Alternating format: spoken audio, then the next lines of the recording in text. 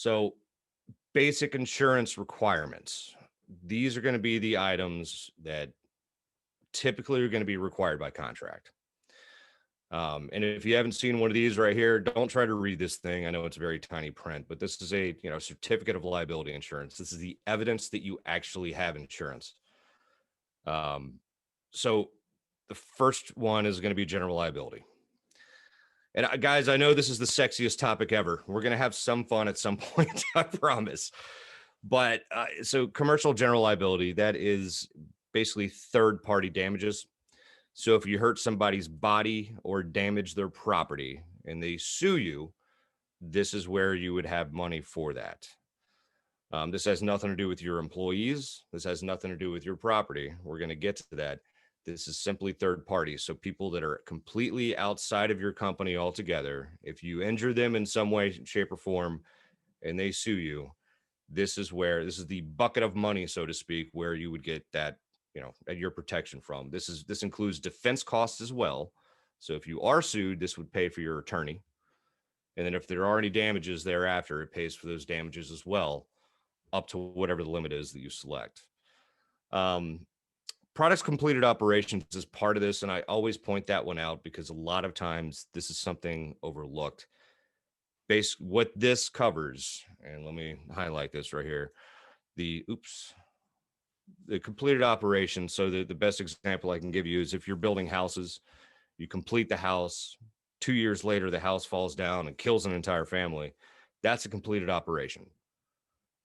If this were to be excluded on your policy, and this does happen a lot, you would have no insurance.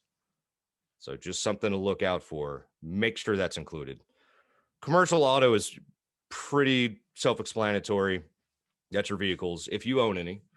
And if you don't, this is something else you absolutely need to look out for right here. Hired and non-owned auto. It's a very simple add-on to any policy. It typically costs a couple $100 to maybe $500 a year. Usually a little bit less than that. However, what this does is protects you against your employees or anybody that's doing any work on your behalf. If they were to go out in their car and hit a bus full of nuns and there's a giant accident, somebody dies, whatever have you, you can be sued for that. And any attorney is going to look for whoever's got the deepest pockets, whoever they deem to have the deepest pockets. So this is what the protection is: hired and non-owned auto. So if there's a vehicle that's doing work on your behalf and you don't own it, you can still be sued if something happens in that vehicle. Commercial property, again, pretty self-explanatory. That's your stuff. So any of the things that you have, whether it be, pens, paper, computers, phones, printers, all the way up to large equipment. If it's more of a contracting sort of an operation, property. Inland marine, that's a form of property that's for larger equipment. And we're not going to get too far into that again. And there's varying levels we can go through. Workers' compensation, obviously, that's to protect your employees. If they get injured, they get paid. There's really two different parts. There's actually workers' compensation, and that's really the unlimited amount of money, although everybody settles. And then there's employer's liability. So if somebody gets injured and they collect workers' comp, they cannot sue you at that point. They're already being paid. They're being made whole.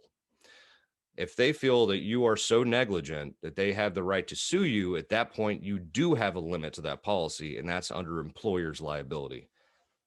There are two parts to this: workers' comp and employer's liability. This is all statutory. This is the only commoditized piece of insurance that you're going to buy, because it's all run by each state. It's always the same. This is the only commodity within insurance.